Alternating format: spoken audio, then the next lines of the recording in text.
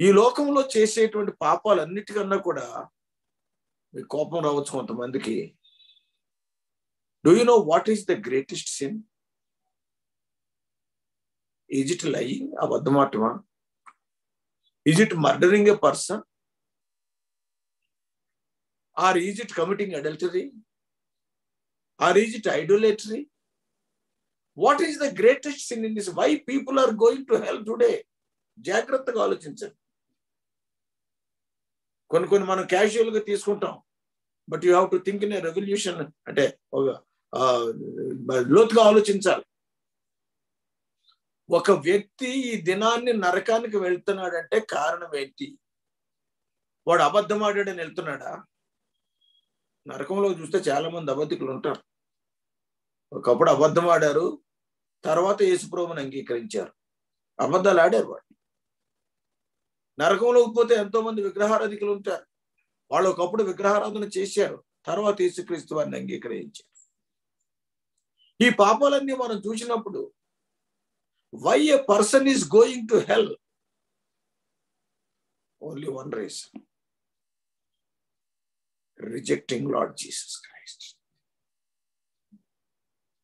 నువ్వు పరలోకానికి నువ్వు చనిపోయిన తర్వాత నేను అడిగే ప్రశ్న ఏంటంటే, నువ్వు దొంగతనాలు చేసావా, లేకపోతే నువ్వు ఎవరినైనా చంపేసావా, లేకపోతే నువ్వు అబద్ధాలు ఆడావా, ఆడితే ఎన్ని ఆడావు, ఇవన్నీ అడగరు.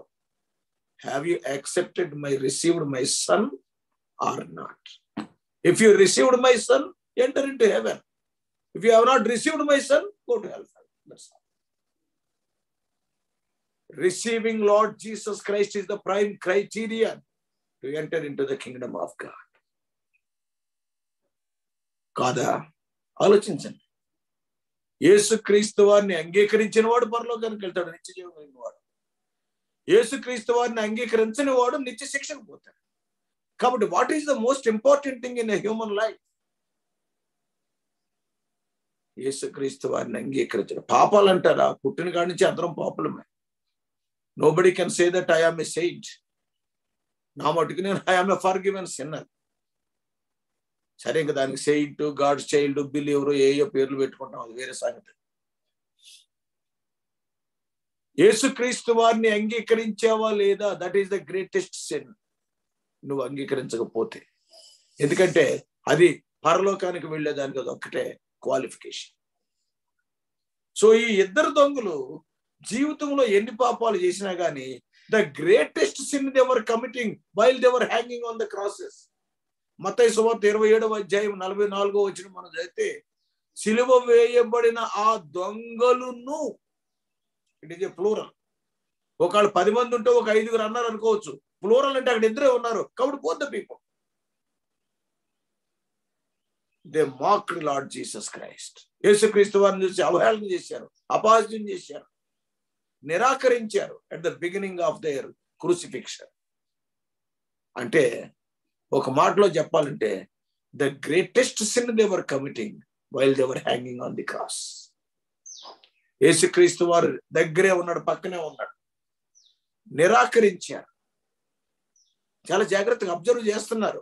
ఓకే, మా నేరాల నిమిత్తం మేము చచ్చిపోతున్నాం, ఈయనకేంటి ఇంతమంది వచ్చి ఈయన చంపండి, సెలువు వేయండి అని చెప్పేసి అడుగుతున్నారు, మేము ఎట్టాను చచ్చిపోతాం, what will happen to him, we are going to see, చూద్దాం ఏమవుతుందో అని చెప్పేసి చాలా కేర్ఫుల్ గా అబ్జర్వ్ చేస్తున్నారు యేసుక్రీస్తు వారు. అబ్జర్వ్ చేస్తుంటే ఆ టైంలో ఎంతో వేదనలో, అప్పటికే మనం ఇందాక చూసాం మనం గెత్సెమనే తోటలోనే ఆయన ఇంచుమించు మరణానికి సమీపించాడు. దాని తర్వాత ఆయన సిలువ మోసుకొని మరి ఆ దారిలో కూడా కొన్నిసార్లు పడిపోయాడు, మొయ్యలేక. మనం ఎరుకుదాం. ఇప్పుడు మనం చదువుకున్న వాళ్ళు, లేకపోతే ఎవరైనా ఇశ్రాయేలు దేశం వెళ్ళిన వాళ్ళు ఆ వయా డోలరోసా అంటాం మనం. అంటే ఆ మార్గంలో వెళ్ళినప్పుడు తనకు తీర్పు తీర్చబడిన తర్వాత సిలువ మోసుకుంటూ వెళ్ళినప్పుడు మొయ్యలేక, అంటే ఎంతో చివరి దశలో ఉన్నాడు, ఎంతో వేదన, ఎంతో నొప్పి, ఎంతో టార్చర్, వీటన్నిటి మధ్యలో తల అటు ఇటు ఊపుకుంటూ ఎంతో నొప్పిని భరిస్తూ ఏం చేస్తాడు ఈయన? ఇద్దరు అబ్జర్వ్ చేస్తున్నారు. ఎంచేతన అక్కడ చేరినటువంటి జనసమూహం అంతా కూడా యేసుక్రీస్తు వారి గురించి చేరారు, కానీ వీళ్ళిద్దరి గురించి రాలా. వీళ్ళిద్దరిలాగా ఎంతో మందిని సిలువ వేశారు ఇదివరకు, ఎందుకంటే criminals. That is nothing new to them. All the multitude came because of lord Jesus Christ. అది నా ఇలాగ వాళ్ళు అబ్జర్వ్ చేస్తుంటే అకస్మాత్తుగా ఆయన నోరు తెరిచాడు. ఎందుకంటే వాళ్ళందరూ నువ్వు దేవుని కుమారుడు అయితే, లేకపోతే నువ్వు అదైతే ఇదైతే అంటా వచ్చారు. గబుక్కుని నోరు తెరిచాడు. ఈయన ఏమంటాడా అని చెప్పేసి ఇద్దరు దొంగలు, because they are very close to him, పక్కపక్కనే ఉన్నారు. వాళ్ళిద్దరు చూస్తే ఒక్క మాట ఆయన నోటి నుంచి బయటికి వెళ్ళింది, మొట్టమొదటి మాట. చాలాసేపు మౌనంగా ఉన్నాడు. ప్రజలు కేకలేస్తున్నారు, ప్రజలు అరుస్తున్నారు, సిలిపేయండి, చంపేయండి, అది ఇది అని చెప్పేసి మాబ్. ఆ టైంలో నోరు తెరిచి ఆకాశం నుంచి ఏమైనా అగ్నిని తీసుకొస్తాడా, లేదా వాళ్ళందరినీ శపిస్తాడా, వాళ్ళందరినీ కూడా చంపేస్తాడా, ఏమని ప్రార్థన చేస్తాడు, లేదా ఏమని మాట్లాడతాడు? చాలా ఆయన నోరు తెరిచినప్పుడు మిగిలిన వాళ్ళకి ఎంత వినపడిందో మనకు తెలియదు, వీళ్ళకి మాత్రం వినపడింది. అన్నాడు, తండ్రి వీరు ఏం చేయుచున్నారో వీరెరుగరు, వీరిని క్షమించు. ఈ ఇద్దరు దొంగలలో ఏ ఒక్కడు ఎక్స్పెక్ట్ చేయలేదు ఈ మాట అంటాడు. తనని హింసిస్తున్న వారి గురించి ప్రార్థన చేసేది ఎక్కడా చూడలేదు. వారిని క్షమించమని ఈయన అడుగుతున్నాడు. అరే ఇదేంటి, ఇది కొత్తగా ఉంది.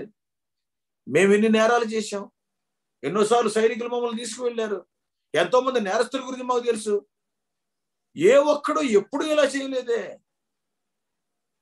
యేసుక్రీస్తు వారు పలికిన మాట ఆయన నోటి నుంచి వచ్చింది. That's the word of God. ఏం జరిగింది తెలుసా? The word of God entered into one of the darkened souls. చీకటితో నిండిపోయినటువంటి ఆ నేరస్తుడి యొక్క ఒకడి హృదయంలో దేవుని యొక్క వాక్యం ప్రవేశించింది.